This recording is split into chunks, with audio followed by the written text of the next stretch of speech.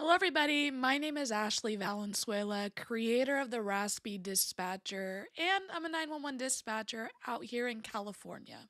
If you are watching this video, there is a good chance you are in the process of applying to or interested in applying to become a 911 dispatcher. This channel is dedicated to helping ease some of that anxiety and answer some questions on what to expect throughout this entire process. Now, before we get into it, don't forget to hit that subscribe button and like this video if you find any of this information to be helpful.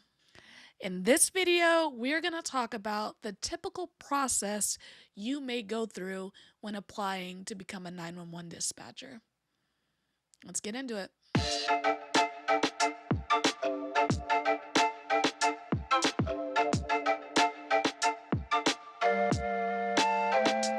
So let's talk about the qualifications that you need to be considered for a job of a 911 dispatcher. Honestly, it's one of my favorite things to promote about this job, and it's that you don't need any experience, any previous 911 dispatcher specific experience to be considered a good candidate for a job as a 911 dispatcher. So, again, if you don't have dispatch experience on your resume, you are not counted out as a potential applicant to apply for this job. Why is that? And the answer is because every department is going to put you through training, on the job training, because every department dispatches just a little differently. So it's honestly better if you come in with a clean slate so we don't have to unlearn some things that you did at your last dispatch center. And that is why lateraling from experience is a difficult thing to do. Now, there are some resume boosters that if you have experience in doing these things, it's going to add to you being a strong candidate. Now, not having experience in these things does not mean don't apply. It just means that these are things that dispatch centers are looking for in potential candidates. Experience with the ability to multitask and prioritize events, your ability to type quickly and accurately on a computer, and customer service experience. Those are the big things that folks are looking for experience with when looking at potential applicants for their center. Again, no dispatch experience is required. Typically, when applying to be a dispatcher, you are going to need to obtain a typing test certificate. This is something that you're going to submit along with your application because there is typically a minimum words per minute that the agency is requiring potential candidates to be able to type at in order to even go into the next steps of the process. Where I have gotten my certificates in the past is finding a local adult school in the area. Typically, there's a small fee. You go in, the administrator will set up the test for you. You'll hit start, you'll do the test. The computer will tell you the words per minute, and they'll give you a certificate signed, stamped that you can submit with your application to multiple agencies. So it has a couple year maybe lifespan. You want to update them often.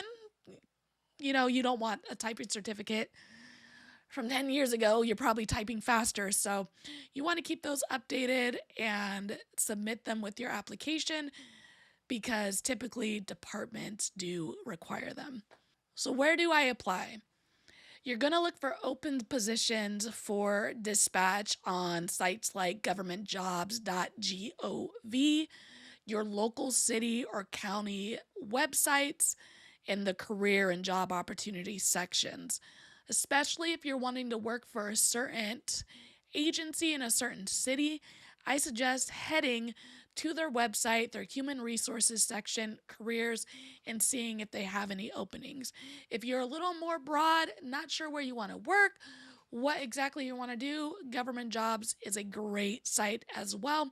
You just search 911 dispatcher, narrow down to the city, or if you're down to move and relocate, see what's out there and who is accepting applications right now. Now, one thing to say about this initial application process is from the moment you submit the information in that application, you are going to be held accountable for that information you have provided. That means, to the best of your ability, you need to provide accurate, truthful, and honest information from the initial application and ongoing.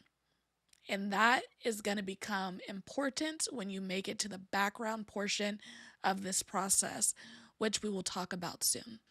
Now, after you submit your application with typically your typing certificate, the Human Resources Department is going to be looking at the application to make sure you meet the basic qualifications in order to apply for this job.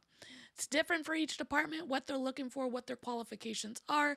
So definitely refer to that agency that you're applying for if you're curious as to what exactly their limits are.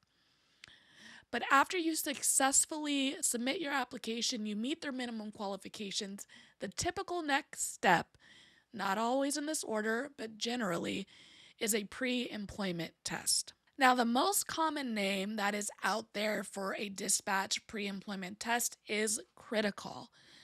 There are other tests being used. There are other companies. In California, we have the POST dispatcher test. It all depends on the agency, what pre-employment tests they utilize, and how they get applicants to take that test. Some might allow you to do it virtually at home on your computer through an email link. Some may require you to come in person in order to take the test on the computer. The general difference, and I go into depth in other videos versus Critical and Post for folks out here in California, is that Post is a little old school. You usually have to go in person. You're listening to a audio device that's being played to the whole group, and you're filling out a Scantron exam book type scenario. Critical is typically all done computer based, and again is the more common type of situation that you may experience throughout this process. We do go more in depth in Critical and Post in another playlist, so check that out if it's something that you are interested in. What is most important to understand about this portion of the process is, regardless of what test you're taking, Critical, Post, or any other name, is that all of these tests are looking for the same exact skills and abilities in their potential applicants. When you are preparing for these tests, understand that the skills and abilities are all similar, so don't get too hung up on which test you are taking. Now, once you make it past the pre-employment test, you typically will be asked to come in for an interview. Every department, again, is different, but typically the interview style is a panel interview. Panel interview just means you have multiple people sitting across from you asking you questions. And this could be a little anxiety provoking for folks, understandably. But I want to empower you all to understand that not only are they looking to see if you're a good fit, but you are looking to see if they are a good fit for you. You will be spending a lot, I repeat, a lot of time in this department, at this job, with this training. So make sure it's a good fit for you, as well as trying to make sure they know you're a good fit for them. So with that being said, do your research. Have questions to ask the department that are relative to what you need to know about this position and the lifestyle you're living. The way they are going to offer you a position, you need to offer to accept it. You are just as important in this process. We also have a playlist dedicated to helping folks prepare for their panel interview. So if you are at this stage of the process or can see yourself being at this stage soon, head to that playlist in order to get a lot of tips and tricks and good questions and preparation for this part of the process. All right, I know it's a lot of information. It is a long and lengthy process. So let's just summarize a little bit what we've done so far. You've obtained a typing certificate that shows your words per minute that you type, and you've submitted that with your application to the department you're hoping to work for. The department has accepted that application. They see you meet the minimum requirements, and they want you to move along in that process. They invite you to do a pre-employment test. It could be by any name, but typically critical, and here in California, post. You go, you take that test in whatever manner they ask you to take it, and then you pass. Congratulations. You pass those standards and those minimum requirements, and they ask you to come in for a panel interview. And you rock this panel interview. They love you, you love them, and now this is the next part of the process. It is the longest part of the process, and it is the part that people will fail out of: backgrounds. Now, when a department decides to put you into backgrounds, there's a few things you need to understand. Is they are spending money to get you through this process, so they want you to be successful. Your job is to make it through backgrounds. How do you do that? Remember that part earlier in the video where I said from this moment, when you hit submit, you're going to be in this process required to submit true, honest, accurate information to the best of your knowledge. This is the part I'm talking about. So again, you'll be assigned a backgrounder who's going to ask you to fill out this thick chunk of paperwork, typically called a PHS, a personal history statement, and you're going to provide a lot of information. Not limited to, but could potentially include your job history, your housing history, who you lived with, your previous partners, your current partners, your family, your education, your drug use, your criminal record, on and on and on. And it also typically includes a list of references that they're asking you to provide, who you think would be a good point of contact for them to ask questions about you. And typically these references don't count if they're already listed in another part of the PHS. So if your roommate is listed there already, you're probably going to need to come up with additional folks for your reference section. This part of the process is where a lot of folks fail out. And typically it's because they fail to be honest, truthful, or they omit to tell the whole truth about a situation that has occurred in their past. So be truthful, be consistent, and do not omit something because it doesn't make you look like a perfect individual. Your backgrounders are human. They understand youthful experiments and mistakes. What they won't understand is lying or omitting truths. You will be disqualified, and generally, they will not tell you why they disqualified you.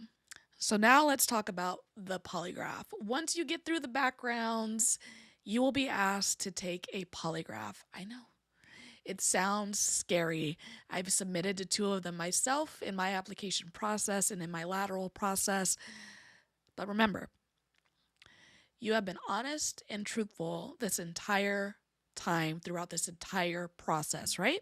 So you have nothing to hide, and you're just reaffirming the truths that you have already been telling your backgrounder throughout this entire process. You're just doing it strapped to a chair in a uncomfortable room. But it's still just another test for you to reaffirm your truths that you've already told them. You've already admitted your deepest, darkest secrets. So this process, this part of the process, is typically when you're pretty much done with backgrounds and they're just making sure in another form, in another way, that you are, in fact, telling the truth throughout this process.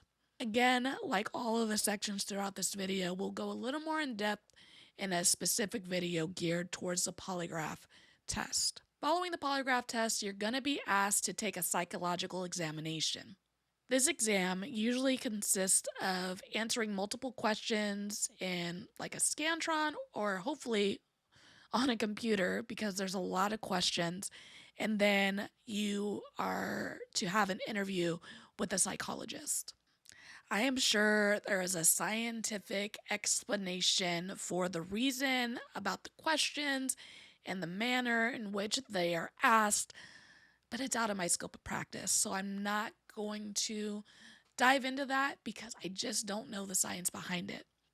What I can tell you is just from my personal experience taking a few of these tests is that you are asked the questions, the same question worded differently many different times in order to establish a consistency with your answer. You answer all those questions, the psychologist reviews the answers, and then brings you into an interview to ask you a little bit more about yourself and some questions about the job. And then they present a report back to your agency. And finally, the last step of this entire process is a medical exam. This is a very low stress part of the process and typically includes a regular physical type of appointment. You could have a hearing test, an eye test, and most importantly, a drug test. Now, each department differs on their time since last use of drugs that are becoming more acceptable by state law standards such as marijuana. Though marijuana is legal in some states, most departments and agencies are operating under the federal standards, which means they have different requirements of last time used than maybe your state as far as the legality of the use of marijuana. So if you have concerns or questions about that portion of that type of drug use policy, definitely refer to that agency because each agency is different. But you will be asked to take a drug test in the medical portion of the application process. So in summary, that is the typical order that I have experienced when applying for the job as a 911 dispatcher. Now, that does not mean a department won't go out of order. They do their own thing. It's not a straight line in regards to how agencies decide to bring folks into the fold. They might not require a pre-employment test. They might not require a typing certificate. It all differs. This has just been my general experience that I can speak to. And that being said, you'll apply. You'll have a pre-employment test of some sort. You'll go through some type of interview process. You'll get pushed into backgrounds where you'll give your whole life story. You'll be asked to do a polygraph, and then you'll be asked to do a psychological exam and a medical exam. And after completing all of that, which is done over a 6 month to even year span, depending on the department, it's a long process, you can potentially be offered a job as a 911 dispatcher. So hang in there. If you are going through this process and you're like, it's taking forever, it's a long process. It's not you, it's them. It's a long process. So just hang tight. The slow, gradual movement, it's pretty normal, unfortunately. Again, the most important part of all of this process is to be accurate, honest, and truthful from the moment you apply. Doing this is going to make the more stressful parts of this process a lot easier and a lot lighter for you. So with all that being said, thank you so much for watching this video because plain and simply, the world needs more dispatchers. So the fact that you're considering applying or already in the process is amazing. The process is long, but the career is rewarding and worth it. So if you found this information in this video to be helpful, don't forget to hit that subscribe button, tell a friend. If you have any questions, go ahead and leave a comment. I do my best to answer them and get back to folks. We have so many resources for current and aspiring dispatchers, so don't forget to learn more by heading to the raspydispatcher.com. Until next time, stay raspy, everybody.